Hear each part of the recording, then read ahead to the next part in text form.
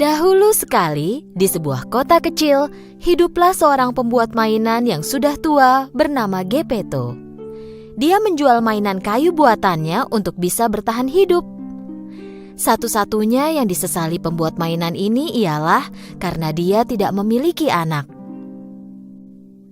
Suatu hari saat berjalan di hutan, Geppetto menemukan kayu yang tepat untuk mainan barunya. Ini kayu yang kucari. Aku akan membuat boneka yang indah dengan kayu ini. Geppetto memanggul kayu itu dan membawanya ke bengkel kerjanya. Dia menaruh kayu itu di atas meja dan mulai memahat. Tiba-tiba terjadi sesuatu yang tak terduga. Dia mendengar suara dari kayu itu. Ah! Geppetto awalnya kaget, tapi kemudian berpikir bahwa dia salah dengar. Geppetto melanjutkan memahat, tapi kemudian mendengar suara yang sama lagi. Ah! Aku pasti sudah sangat tua. Aku terus saja mendengar suara-suara. Geppetto terus bekerja. Pertama-tama kepala boneka terbentuk, lalu diikuti oleh tangan dan kaki. Geppetto akhirnya menyelesaikan boneka itu. Dia pun duduk di kursi dan mulai beres-beres. Di saat itulah dia mendengar suara lain. Halo? Geppetto melihat sekeliling dan terkejut, tapi dia tak melihat siapapun kecuali boneka kayunya. Jadi dia melanjutkan pekerjaannya. Setelah beberapa lama, boneka kayu itu melompat dari kursi dan mulai menari di ruangan itu. Melihat hal ini, Geppetto berjuang agar tidak pingsan. Ya ampun, boneka kayu ini hidup. Tentu saja itu bukan anak sungguhan, tapi boneka itu tertawa, berbicara, dan bermain seperti seorang anak. Geppetto memegang boneka itu di tangannya. Mulai sekarang, namamu adalah Pinocchio, nak. Geppetto dan Pinocchio memulai masa-masa bahagia mereka bersama. Tiba waktunya bagi Pinocchio untuk bersekolah. Tapi Geppetto tidak punya uang untuk membelikan peralatan sekolah untuk Pinocchio. Oleh karena itu, dia menjual mantelnya dan memberi uang itu kepada Pinocchio. Pinocchio membawa uang itu dan pergi ke sekolah dengan senang hati. Melihat-lihat semua toko, orang, dan pasar di sepanjang jalan. Tiba-tiba, dia melihat kerumunan orang di depan.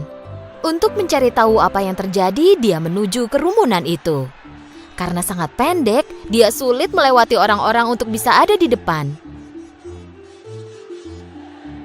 Yang dia lihat adalah tenda warna-warni. Itu adalah tenda sirkus. Badut di depan tenda sedang memanggil-manggil pelanggan. Pinocchio penasaran ingin melihat ada apa di dalam tenda itu, tapi badut itu menghentikannya. Kau tak boleh masuk kecuali kau membayar. Pinocchio berpikir sebentar dan ingat akan uang yang diberikan Geppetto untuk sekolahnya. Aku punya uang. Pinocchio mengeluarkan uang dari sakunya dan memberikan kepada badut itu. Di dalam tenda itu sangat menyenangkan. Dia melihat boneka kayu dimainkan di panggung di tengah tenda. Hei, mereka juga terbuat dari kayu. Dengan melompat ke panggung, Pinocchio mulai menari bersama boneka-boneka itu. Tetapi penonton pertunjukan itu marah kepadanya. Turun dari panggung. Pemilik sirkus yang berada di atas panggung sambil memegang tali boneka sangat senang melihat boneka yang hidup. Sebuah boneka tanpa tali akan menghasilkan uang banyak untukku. Pikirnya. Dan setelah pertunjukannya selesai, dia menangkap Pinocchio dan mengurungnya di sangkar. Pinocchio sangat sedih karena dia tidak mematuhi perintah Geppetto untuk langsung pergi ke sekolah. Jadi dia mulai menangis.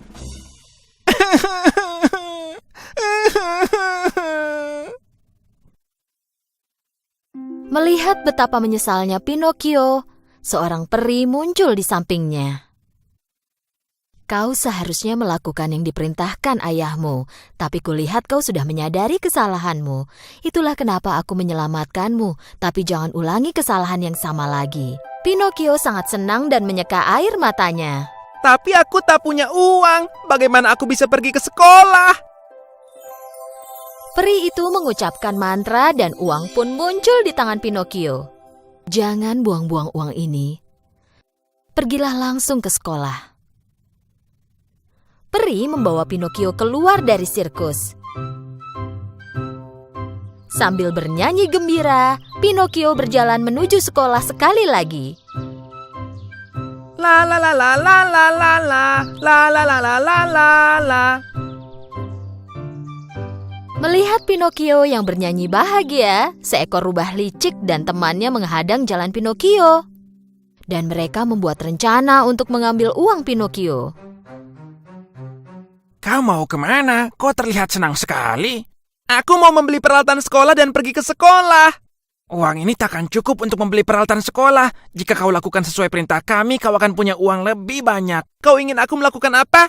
Berikan uangmu dan kami akan menanamnya di lapangan ajaib dan kau akan memiliki pohon uang. Kau bisa pergi dan memetik uangnya kapanpun kau membutuhkan.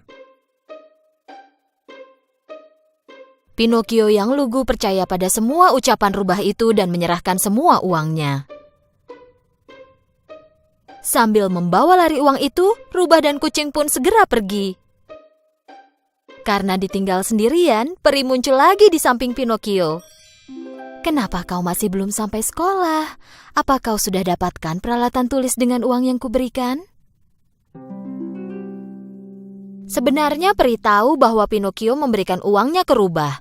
Peri memperingatkan Pinocchio, jangan berbohong padaku atau aku akan menghukummu. Pinocchio tidak mendengarkan peri dan tetap berbohong. Aku beli peralatan sekolahnya tapi ketinggalan. Segera setelah Pinocchio selesai berbicara, hidungnya mulai memanjang. Apa kau mengatakan yang sejujurnya? Ketika mengatakan kebohongan lainnya, hidung Pinocchio terus memanjang dan memanjang. Pada akhirnya, dia bahkan tak bisa menggerakkan kepalanya. Tapi kenapa? Apa yang terjadi? Akhirnya Pinocchio menyadari kesalahannya dan memberitahu peri semua yang dia alami. Melihat Pinocchio telah berbuat yang benar, peri mengembalikan hidungnya menjadi normal. Aku mengampunimu karena kau mengatakan yang sebenarnya. Dengan mantra lain, peri mengembalikan uang yang diambil oleh rubah. Dan sekali lagi memperingatkan Pinocchio untuk tidak membuang uangnya lagi. Dengan memegang uang di tangannya sambil bernyanyi, Pinocchio mulai berjalan lagi. Tapi kali ini, dia menghadapi jenis bahaya lain.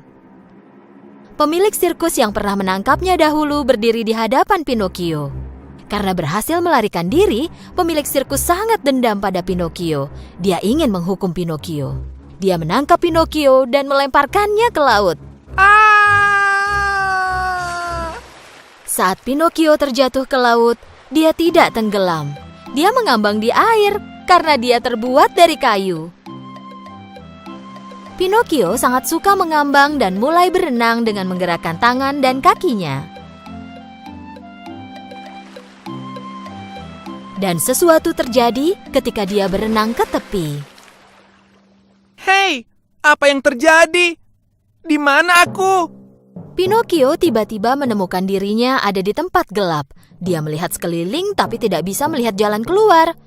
Sebenarnya, Pinocchio ditelan oleh ikan raksasa dan kini berada di dalam perut ikan itu. Sementara itu, Geppetto mengkhawatirkan Pinocchio dan pergi mencarinya. Pinocchio! Pinocchio! Akhirnya, Geppetto telah mencapai tepi pantai tempat Pinocchio dilemparkan ke laut. Dia bertanya pada nelayan apakah mereka pernah melihat putranya. Salah seorang nelayan ingat anak laki-laki yang dicari Geppetto dan bilang bahwa anak itu terjatuh ke laut. Geppetto meminta bantuan nelayan itu. Karena nelayan itu tahu bahwa Geppetto adalah orang baik, dia lalu menolongnya. Dan dia memberikan perahu kecil kepada Geppetto untuk menyelamatkan Pinocchio. Geppetto naik ke perahu dan berlayar ke lautan. Setelah beberapa saat, tiba-tiba badai besar mulai terjadi. Perahu kecil itu tak bisa lagi menahan ombak besar sehingga hancur. Dan Geppetto mendapati dirinya berada di tengah laut. Geppetto sudah tua dan tidak tahu cara berenang, jadi dia mulai tenggelam jauh ke dalam laut. Tepat saat itu, ikan raksasa yang telah menelan Pinocchio juga menelan Geppetto. Geppetto meluncur ke dalam kerongkongan ikan itu dan menuju ke perut ikan. Dan Geppetto mendengar suara anak kecil menangis.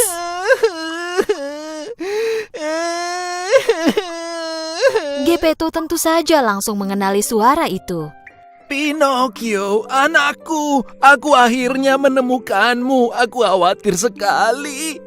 Mendengar suara ayahnya, Pinocchio memeluk Geppetto sambil menangis.